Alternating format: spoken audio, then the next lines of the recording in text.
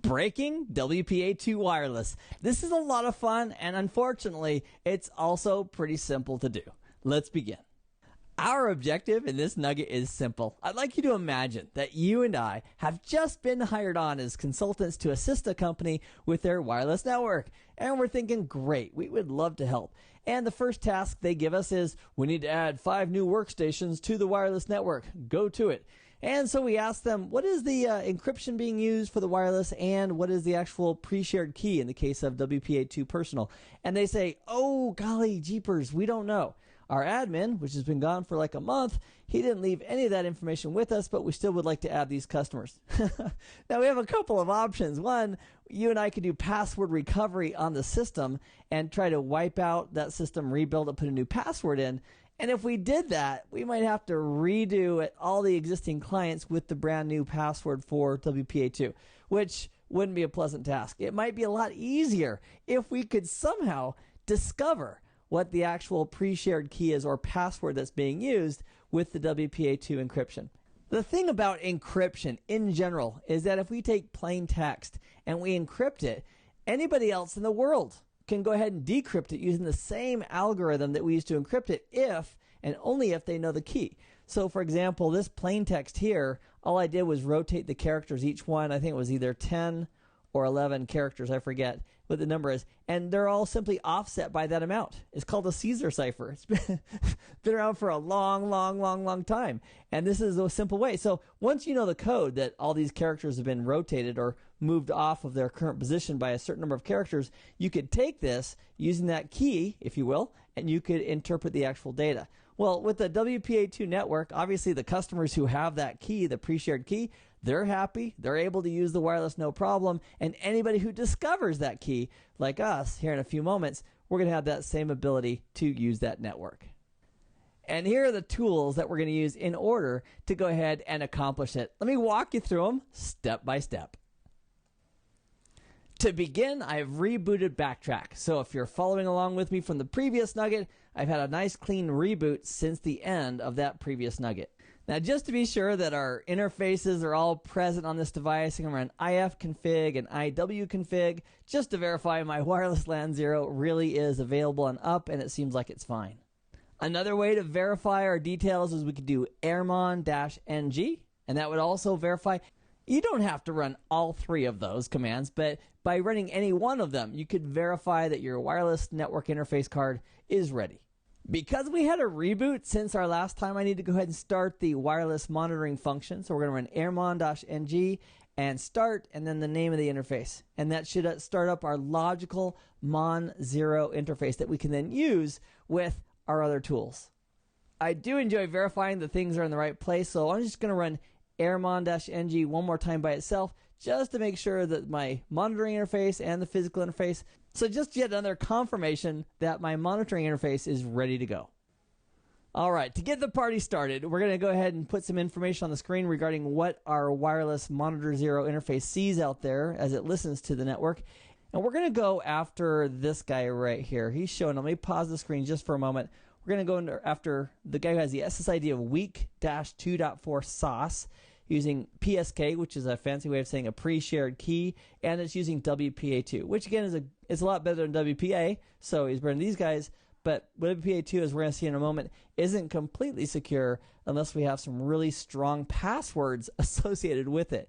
And here's the MAC address that we're after as well. So I'm going to unpause my screen, and we've been 36 seconds in. That's great.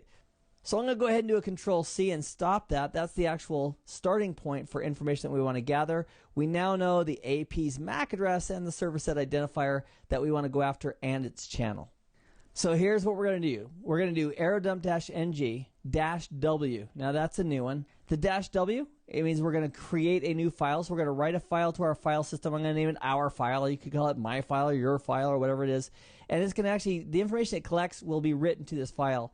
The -c is for what channel are we listening to. And we want to go ahead and we want to focus on channel 1. So we'll put channel 1 there. And then it's asking for the BSSID, which effectively is the MAC address, which is this guy right here, which matches that MAC address right there, and the interface, the promiscuous listening interface that we want to use for this process. And we're just going to let it run.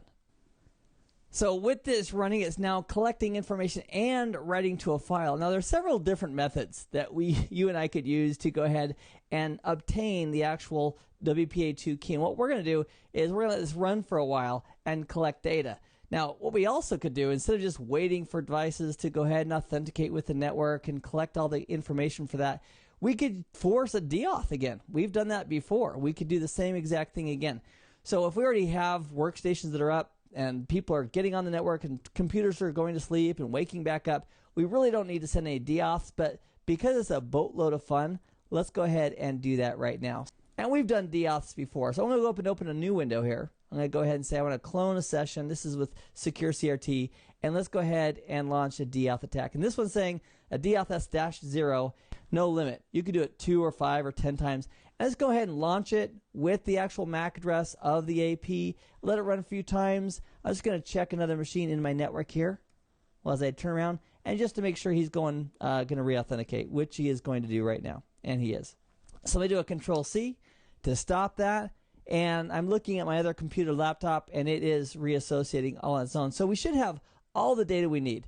So it's been less than 2 minutes. It's 1 minute and change. So let's go ahead and stop this. And now that that's stopped, if we do a ls, look at our files, we have these files. Now we're really interested in the our file-01.cap. And if we ran this again with the exact same file name, it would say 02 and 03. It's not a bad idea when you write files based on captures. Maybe give them a meaningful name so that when you look back at them at a later time, you'll have a remembrance of what that capture was all about. If you use a date, which is may seem like a good idea at the time, when you go back, if you have a whole bunch of files with just dates on it, it may not be very helpful to remember what it was. So our final step is to go ahead and use a dictionary attack. What we're going to do is we're going to take this file called our file-01.cap and actually run it through with a program called aircrack-ng.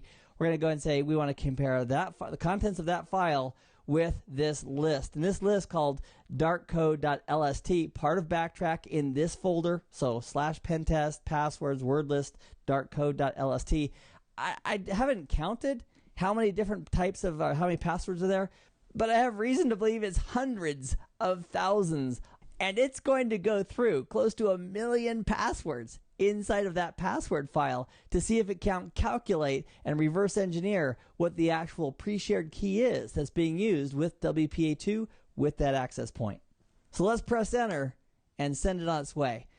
So it's cranking through and cranking through. Now, while it's cranking through, what can we possibly do to secure our wireless? Well, the answer is, first of all, we know that just hiding the SSID doesn't do much for us. We also know that MAC address filters can be circumvented, but that doesn't mean MAC address filters are a bad idea. We want to have multiple layers of defense. So I would recommend that you do use MAC address filters and only allow MAC addresses that you specify. And I would recommend WPA2. And I would recommend on top of that that you use a really strong password. See, right now I'm going through over close to 1 million passwords.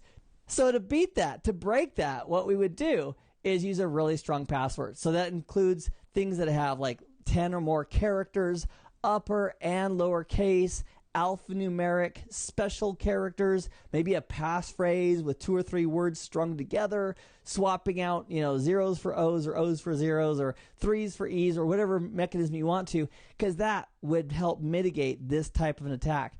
If the password that is used for WPA2 is in this dictionary list, it's going to be solved right here. And so as it goes, it's in the D section now, and there it is. So it said, hey, congratulations, it is Dragon Breath. That is the WPA2 password, the pre-shared key that's in use. Have at it. So even though it was using WPA2, now that we know what the pre-shared key is for that network, we can join it just like any other wireless device who's currently using that access point. In this video, we've taken a look at how we could discover the pre-shared key that's used with WPA2. Now, how could we possibly prevent this on our networks? The answer, my friend, is simple. It is use a tougher password, a very tough password, at least 10 characters or more, upper and lower case, alphanumerics, maybe a couple passphrases put together with some characters swapped out. So you can remember what it is, not have to write it down, and not be subject to losing to a brute force attack like we just did. I have had a lot of fun. I appreciate you joining me. I hope this has been informative for you, and I'd like to thank you for viewing. Rogue wireless access points and evil twins. Oh my goodness, we are in for a ride. Let's begin. I'd like you to visualize that you and I are about to take a really great trip, and our airplane is about an hour and a half before it takes off, so we've got a little bit of time to kill. So we open up our wireless devices at the airport, and lo and behold, sure enough, there are some access points that are available, like McCarran Airport, free Wi-Fi. Now, before we jump on and we associate with one of those access points, we really ought to think to ourselves, could this be somebody else, not really McCarran Airport, than their access point? And the answer is, it very likely could be. In this nugget, our objective is for you and I to take a look at how easy it is to put into place a rogue access point. And here are some tools that we're going to use to get the job done. We have a familiar face. We have apt-get. We're going to use that to get some new DHCP software. It's free, it's easy, and we'll walk through that. We're going to go ahead and use Airmon. That's also one we've used before. That's how we get our wireless network interface card to go ahead and go into monitor mode with Airmon, with starting that wireless interface. We're going to use a new one right here called Airbase. What that does, it basically turns our backtrack system into an access point with all the bells and whistles that a traditional access point would have, except it doesn't do DHCP services for free. So, or by default, I should say, it's all free. So what we're going to do is we're going to add a DHCP server functionality. So it'll go something like this. So we've got a user, and this they're going to have a laptop. So let's say it's a laptop. There we go. So this is Bob's laptop. He boots up and he looks for an access point. We are going to create this logical interface called AT0, and we're going to broadcast an SSID. Maybe we call it free Wi-Fi. We'll make it really attractive. We can call it whatever we want. So we broadcast that out. Bob associates with that access point, which is really us. We use our DHCP to dynamically hand out an IP address to this guy or this person. We hand out the default gateway. We hand out the DNS information, everything we need to, and then we configure our box to go ahead and route. So this is a fun part. So maybe we use the 192.168.2.0 network. And that's the IP address we use, or the network range we use for all of our clients. And then maybe if we're connected to 192.168.1.0, which I happen to be in this network, then I can route between them. And guess what? We can do NAT. So we can go ahead and do port address translation. So Bob, as he uses the default gateway, which will be us, like 192.168.2.1, and the traffic goes to us, we'll go ahead and use network address translation, translate them to whatever our outside address is. We can forward the traffic onto the real internet. I'm using a wired interface here for the internet connection, and I'm going to use the wireless 0 for the benefit of my new customers that I'm about to get. And effectively, I've got a man-in-the-middle attack. Bob, any traffic he sends out is going to go through me, and I'll have access to every single frame of data that Bob is sending out on the network. Let's start off on a nice clean page, not just the terminal that I'm looking at, but let's also start off with a fresh reboot. I want to point out that I've done a reboot of their backtrack system between now and the previous nugget. I've also done an update with the apt-get program. So let's do a couple basic things. I'd like you to do the same. Number one, run ifconfig just to verify that our interfaces are still present and accounted for. So there's our wired interface, Ethernet 0, and there's our wireless network interface, wireless LAN 0. The other thing I did just about an hour ago was run this command right here, apt-get space update and apt-get space upgrade. Those two commands we've taken a look at previous in a previous nugget to get our system up to speed. If you are going along these nuggets with me and you're doing it on your own backtrack system, I would encourage you, especially before this one, go ahead and use apt-get space update. That may take anywhere between 5 minutes and 10 minutes just to get the updates. And then the other command that you do after that is the upgrade command. And that would bring your system up to speed with all the packages for this Linux distribution. So again, I'm not going to run both of those commands right now because I just did about an hour ago. Part of the service we're going to offer as an access point is we're going to have clients. We have Bob's machine, for example, and Bob, if he's a DHCP client, he issues a discover saying, is there a DHCP server out there? The server gives an offer. The client says, yes, I'd like to request that offer, and then we send an acknowledgement. Now, if we want to be a really good service provider via the access point, we want to go ahead and make sure we support DHCP as a server. So let's use apt-get and go ahead and get some DHCP server software. It's really simple. We're going to use apt-get. We're going to say, I want to install the DHCP3-server. The -Y is simple. It says, please say yes to any prompts that come up, so I don't have to keep pressing enter. Now, for testing this, I installed this about an hour ago also, just to make sure that this DHCP server would work. So I'm going to run the command here again. However, it's going to say, hey, it's already installed. You're all good to go. On your system, if you hadn't yet run apt-get for this DHCP server software, it would take, I don't know, just a few minutes. It would download, install, and then you'd have it ready to go, just like I have it ready to go on this machine that we're looking at right now. That DHCP server software that was just installed, if you just ran apt-get for that software, it's going to have a default configuration file. What we're going to do is we're going to move that to a different location for safekeeping. So the mv command is for move. We're going to move the file called dhcpd.conf over to a file called dhcp.conf.backup in the event we ever need to go and grab it again. So what that leaves us with is an empty configuration file for the DHCP server function. And what we now get to do is go ahead and create this file and simply specify. Now, we're in charge. We can go ahead and use virtually any network we want to hand out IP addresses. We can hand out a default gateway that we want to. We can hand out the DNS information that we want to. And here's what I think we ought to do as a plan. We'll go ahead and we'll use the 192.168.2 network. Maybe for DNS, we could point it to ourselves if we're running a DNS server, or we could point them to 8888. That's a Google DNS server.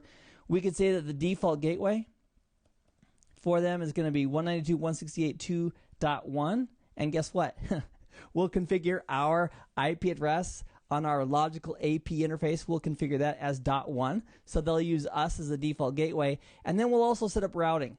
So, for example, if this is our access point wireless network, maybe our real wired network is 192.168.1.0, and we'll set up routing in NAT so that as Bob over here associates, that spells Bob, by the way, as he associates with us, gets an IP address, and uses us as a default gateway, we'll accept his packets coming in on our logical access point interface, and then we can route them out our wired interface off to the internet, playing the man in the middle every step of the way.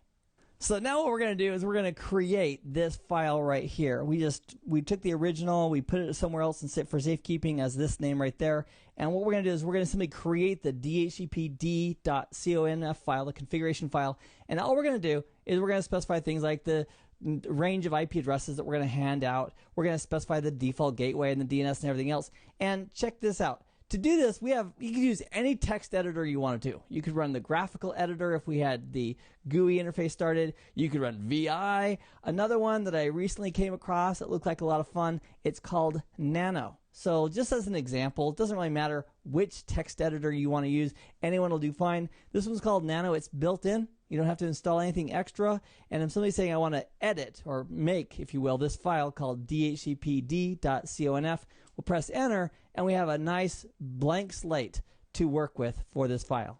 Now the great news is that in the Nugget download area for Nugget Labs for the series, I've got all the syntax exactly verbatim that I'm using right here. So you don't need to worry about memorizing it or trying to, copy it down off the screen. Just go to the Nugget Lab area at the CVT Nuggets website and download it, and then you'll have it. So here's what we're going to do. We're going to specify that we want the least time to be 600, the max lease time 7,200. These are just numbers. You could actually change these any way you wanted to. All we need to do, we're setting up basic parameters for leasing out IP addresses. The important part are the subnet. So I'm going to say it's subnet 192.168.2, and we want to go ahead and hand out the mask /24. We're also going to specify what the broadcast address is, which most computers would figure out on their own, but what the heck. We'll say the broadcast address is .255. The default gateway is going to be 2.1. That's going to be our address. You could go ahead and give it a DNS server. I'm going to put out Google's because it'll actually be used by them. And then I'm also going to specify the range of addresses. So what we have here, the critical points are, we've got the subnet that I'm going to hand out IP addresses from. The range, I'm going to hand out addresses from 51 through 100. You can do whatever you wanted to within that realm. The default gateway is going to be 2.1, and that'll be us, by the way. That's us with the happy face. Wow, what is that? I don't know what that is. Okay. So now it's us with the happy face. So we're gonna be that IP address. So when they use their default gateway, they'll be using us, and then we can route it out to the internet. We'll set up the routing as well, and the DNS server is 8888. They will need a DNS server. Otherwise, they'll try to browse or go out to the internet by name, and they won't get very far without DNS. We definitely want to have those core components included in this DHCP server configuration file. So now the tricky part. How do we actually get out of this editor? Well, this symbol right here represents the control key on our keyboard. So what I'll do is I'm going to do a control X, and with any luck, what that should do is say, okay, do you want to save the changes? And I'm going to say Y to that. Y as in, yes, I want to save the changes that are currently in the buffer. It's going to confirm the file, which is right here, which is fantastic. That's the exact file. And I'm going to press Enter to confirm that. And it's set. So now if we wanted to view that file, we could actually type in more space / etc dhcp3 dhcpd.conf, and it would show us the content. I'm comfortable. I saw it said it was going to write it. So our DHCP server information is ready and waiting to be called upon. Our next task is to go ahead and start our wireless monitoring interface. So our wireless interface itself is wireless LAN 0. Let's go ahead and use airmon-ng to say I want to start the monitoring service on that interface. It should take just a moment, and this is a very good indicator. Now we've got monitor 0 interface available and ready for us. Now before we put the access point up, we might want to do a little bit of research and find out exactly who else is out there so we can use our air dump. We've used that previously. So let's take a look at what's out there before we start to go ahead and pick it. And we might want to use a channel that is not currently in use, or there's not a really strong signal there. Or check this out, if we wanted to be an evil twin, where we're putting up an access point, which is a lot of fun, where if you're putting up an access point with the same SSID as somebody else, and you want to then go ahead and use a DAuth attack, have everybody bounce, and then have them reassociate. If you're stronger to where that client is, they can reassociate with you instead of their real access point, and you can do the man-in-the-middle attack that way as well. So there's a whole bunch at 6, but those signals aren't too incredibly strong. So let's use this. On our access point, let's go ahead and use channel 6. We'll join the crowd along with the others, and let's use the actual name called Free Hotspot. That ought to get some attention. So there's no free hotspot here listed yet. We'll go ahead and use that one. Now the syntax to launch this, the program is called airbase-ng, and there's a lot of options involved with all these commands. Now remember how we can get context-sensitive help for those. We can go ahead and use the command with a question mark or a -help or a --help. It depends on the actual command. Usually just typing in the name of the command by itself, pressing enter, will give you all the switches that you can go ahead and use. This one's pretty straightforward. We're going to specify that we want to use the name of free hotspot, we want to be on channel 6, and we want to use the monitor 0 interface for broadcasting this signal. And that being said, let's go ahead and press enter. And poof, we're now a hotspot. Very, very fun stuff. Now, just because we're a hotspot doesn't mean that we have all the functionality set up yet. For example, we haven't turned on the DHCP server service to hand out IP addresses, and we also haven't set up routing yet. Now, we're going to need another window to launch some more commands.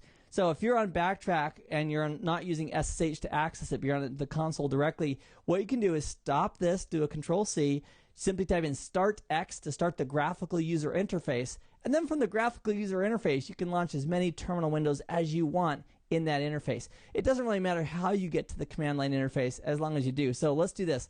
I'm going to go ahead and right-click up here on my Secure CRT SSH session. I'm going to say go ahead and clone the session. That'll give me another tab. So I've got this SSH session currently running, and now I've got more terminal window that I can use for additional commands. So one of the things I wanted to point out, actually on the original screen here, is this guy right here. It started up this logical AT0 interface. I want you to think of that as the logical interface that represents the access point to the customers. So what I want to do is take that logical interface and I want to make sure it's up. Now it's probably already up, but just for good measure, I'm going to do ifconfig AT0, that logical access point interface. I want you to go ahead and come up. The next thing I want to do is go ahead and assign an IP address to this interface. Now, not just any IP address. I want to assign the IP address that I handed out or will be handing out via DHCP server services as the default gateway clients are using. So that was on the 192.168.2 network. We handed out .1 as the IP address of the default gateway. That's the IP address I want this interface to go ahead and now start using. I'm also going to add a route. Now, some of these, I went through lots and lots of examples in trying to get something that would be consistently workable for most backtrack systems. And this route statement simply says, okay, to get to the 192.168.2 network, you can go ahead and use the default gateway or the next hop of 192.168.2.1, which is, by the way, itself. You know, if it's directly connected, which it is, to that network, you would think you wouldn't need this one route. But I found that if you don't have this route, it doesn't always work consistently. So all we're doing is we're adding a route telling the backtrack system how to reach the 192.168.2 subnet using its own IP address that's assigned to the AT0 interface. Next, we're going to start the DHCP server service. And for this one, just be grateful that the actual syntax, the actual command, you can get from the NUGGET download area and not have to memorize it or write it out manually. So it's DHCP D3-CF, and then we point to the configuration file space -PF, and then we refer to an AT0 at the end. So that tells the DHCP server function about the configuration file to use and what interface to use, for example, AT0. And now we're going to go ahead and start the service. And to do that, we're going to use /etc/init.d/DHCP3-server space and the word start. And that is what starts the service. All right, for this last piece, what we're going to do is we're going to set up network address translation, so that when traffic comes in from the client on the AT0 interface, we're going to go ahead and route it out of our, in this case, it's my Ethernet 0 interface, the wired connection. I'm also going to do network address translation. I'm going to translate the source IP address to whatever I happen to have configured on the Ethernet interface at the moment. I'm also going to set a bit on to say, you know what, we are going to forward traffic and act as a router. Basically, it's the routing function for IP version 4. Now, the actual syntax for that, I have also added, I found some really good solutions that work fairly consistently, and that's why I've included them here. So we're going to do some flushing of tables, we're going to go ahead and do some refreshes, and then we're going to set up the actual network address translation, tell it what interface to allow packets to come in on, and also how to go ahead and do the forwarding out the Ethernet 0 interface.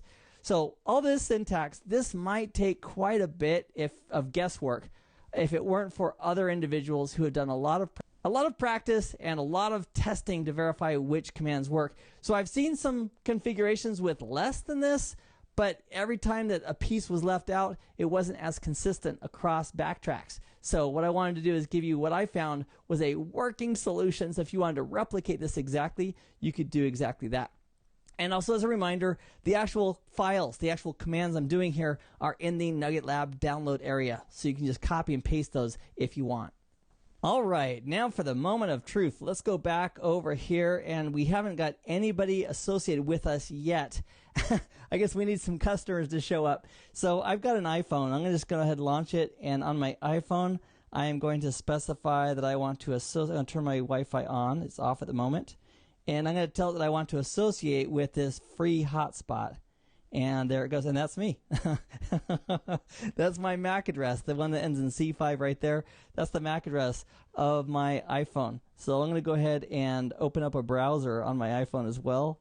And just to verify that I can actually get out. You know, in the browser, oh, there it goes. Finally. Woo! Not the that's a long time. So not the speediest access point, but certainly it got through. And so I'm actually looking at a web page that I'm browsing through my iPhone, and it's going through this device right here. For a second there, I thought it wasn't going to work. So if the browsing hadn't worked, I would have done a ping out to an internet resource like 8.8.8.8. to maybe see if I had a DNS issue, if I did type on the DNS information or something else. But it looks like it's working, and that's how we become an access point on our backtrack system. You know, as a test, let me do this. Let me go ahead and launch a ping out or trace route application on my iPhone. And that way I can verify, because I also want to make double sure that I really am going through this backtrack system.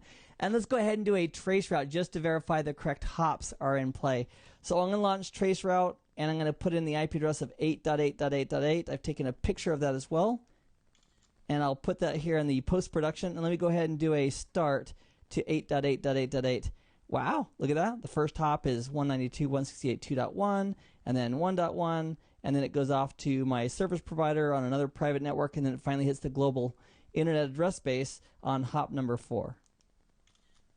In this nugget, we've identified how to take a backtrack system and using a wireless network interface card, make it into an access point. Clients like Bob who want to associate with us can do so. We can hand them a DHCP address, a default gateway, DNS, everything else. They can then forward traffic to us that needs to go out to the internet. We can route it on their behalf. Aren't we such good folks? And effectively, we are a man in the middle. Now, it gets a little bit better than that. Besides just offering free wireless access point services to customers, we could also do something called an evil twin. Now, what exactly is an evil twin? That's a good question. And of course, I want to point out that all of these videos in this Nugget series are all based on your own private networks, not harming anyone else, not doing anything unauthorized, etc., etc. So let's say you had personally set up an access point that said free Wi-Fi, a real one. And then you got your backtrack, and we used Airbase, and we set up another one, also called free Wi-Fi. Now, what's to prevent individuals from associating? I'll put the real one, and here I'll put the fake one. So what's to prevent users from associating with this access point instead of the real one? The answer is whichever one they have a strongest signal to, which could be the person you're sitting next to, that's going to be the one they're going to associate with. Well, Keith, what if they're using WPA or WEP or some kind of encryption? No problem. We already know how to get that. So what we could do when you use Airbase, it has lots of options for specifying the type of encryption and the keys. So if first we need to discover what those keys are and then configure Airbase using those keys, we could be an evil twin, and that way users could associate with us instead of the real access points. We could put them on a different network from an IP perspective and route them to the real network resources they want to get to. Okay, so how would we prevent something like this from happening? In a perfect world, we would have, first of all, very tough keys, pre-shared keys, if we're using WPA2. So very long passwords, like 10 characters or more, passphrases, upper, lowercase. So if they can't break our keys, they won't be able to do this to us. So that'd be the first step. Secondly, we could also use in an enterprise, you'd use something like a AAA server that authenticates the access point as part of the process. So it's not just an access point with a pre-shared key configured in it. We also have a back-end server that's doing authentication of the access point as well as doing authentication of the users who are associating with that access point. And that's a method we can use to make sure in an enterprise we're associating with the correct device. The other item is that what if we're at a coffee shop or something else and we want to use a wireless access point? How do we know it's not a rogue one? The answer is you don't. But what we could do, if this is Bob's computer, here's what we do. So we associate with an access point, whether it's hopefully it's not a hacker, but we associate with the access point. We get access to the internet, and then we build something called a VPN. And it doesn't matter really which type of VPN. You could use an SSL type of VPN or an IPsec type of VPN. But if we're encrypting all the data between us, and I'll go ahead and put this in pink, all the data between us and a server, which is our VPN head-end device, and then from the server that routes out to the internet for CNN and CBT Nuggets and whatever websites you're going to, that way we're protecting everything across this dangerous section right here, where the eavesdropper, if it's all encrypted, he won't be able to do a whole bunch with that data except turn it off because he's done supporting us. But he won't be able to eavesdrop on encrypted data successfully. I have had a lot of fun. I appreciate you joining me. The actual configuration commands used in this nugget are in the Nugget Lab download area. I hope this information has been informative for you, and I'd like to thank you for viewing. Misassociation attacks on wireless networks. I firmly believe that if somebody asks for something, we should do everything in our power to give that to that person. In the case of a laptop or a computer on a wireless network, they remember all the previous networks that they've connected to, the wireless networks, and they'll offer that list as they search for an access point to connect to. An attacker, unfortunately, can get that list of previously connected access points, create an access point with that SSID, and cause a man-in-the-middle attack. Also in this nugget, we'll actually demonstrate setting up an evil twin to demonstrate just how simple that is. Let's begin. I'd like you to visualize that you and I, just for a moment, are a laptop computer. I mean, think about all the places a laptop goes. For example, it starts off at the person's home, and then they take it to work. Maybe they stop at a coffee shop. They get some free Wi-Fi there for internet access. They go to work. There's hopefully some better security at their work. And then maybe for lunch, they go to a restaurant. Maybe there's some free Wi-Fi there. One of the things that's happening to us in the background is that we are remembering all of these hotspots, these Wi-Fi access points that we're associating with.